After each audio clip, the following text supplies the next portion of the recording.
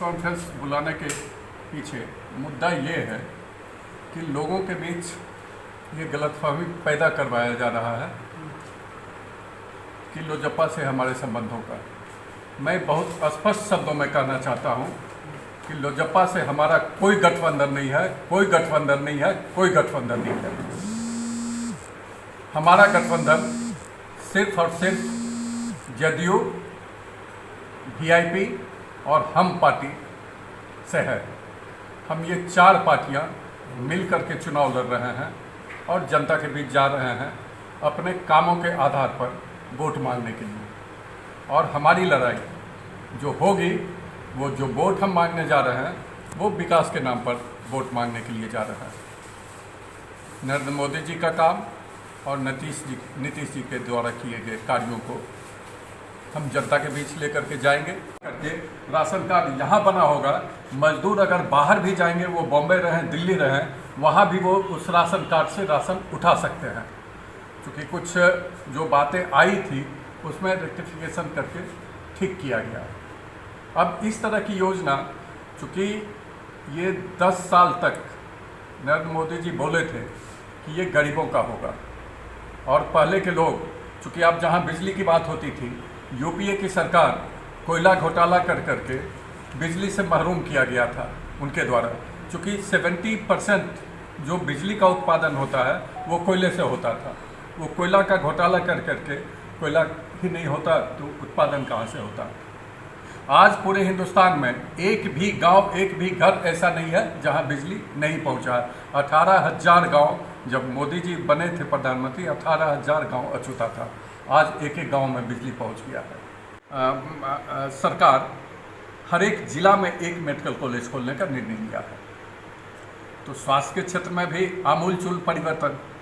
आज जिस कोरोना काल में पीपी किट और टेस्ट किट बनता नहीं था, एक भी नहीं बनता था, वहाँ अब इस पोजीशन में हो गए हैं कि 4.5 लाख किट बन रहे हैं। पीपी किट जो प्रोटेक्शन किट होता था, जो पहले 2500 में टेस्ट किट बनता था, अब वो 300 रुपये में टेस्ट किट बन रहा है।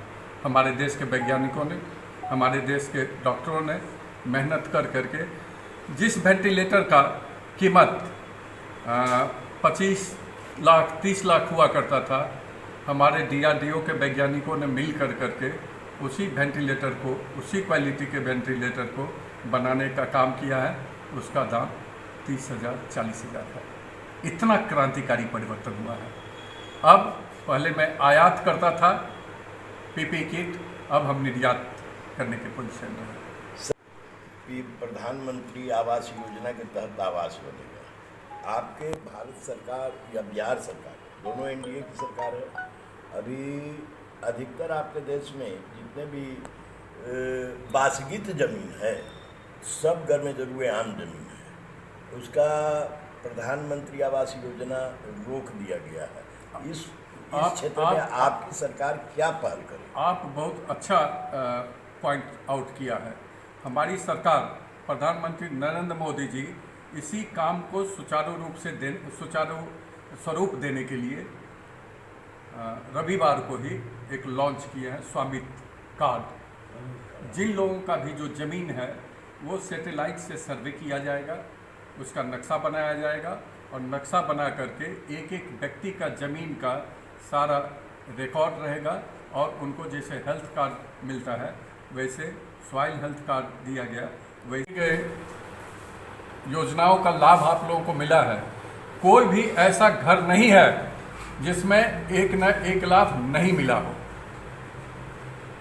चाहे वो शौचालय का बात हो, चाहे पक्का मकान का बात हो, चाहे गोल्डन कार्ड। ये विश्व की सबसे बड़ी स्वास्थ्य बीमा योजना है। गरीब कभी कल्पना नहीं किया होगा कि बड़े हॉस्पिटल में, अपोलो और स्कॉट में 5 लाख का हमको मिल जाएगा। और मोदी जी की सरकार ये काम करके दिखाई है। 50 करोड़ लोगों का वो कार्ड बना हुआ है और हर एक साल 5 लाख का मिलता है। पक्का मकान 22 तक सारे लोगों का, एक भी हिंदुस्तान में मकान नहीं रहेगा जो कच्चा रहेगा। एक एक आदमी का पक्का मकान होगा, एक एक घर में शुद्ध पानी होगा, एक एक घर में बिजली होगा, 24/7 होगा, एक एक घर में शौचालय होगा।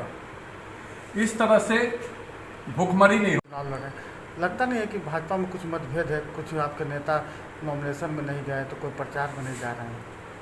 आप बहुत जल्दी देखेंगे कि सारे लोग चुनाव प्रचार में आएंगे। हमारी भी बात हो रही है और लोगों से भी बात हो रही है, वो सब आपको दिखाई पड़ेंगे चुनाव प्रचार में। और यहाँ बहुत अच्छे मतों से ज्ञानू जी इस चुनाव को जीतने जा रहे हैं।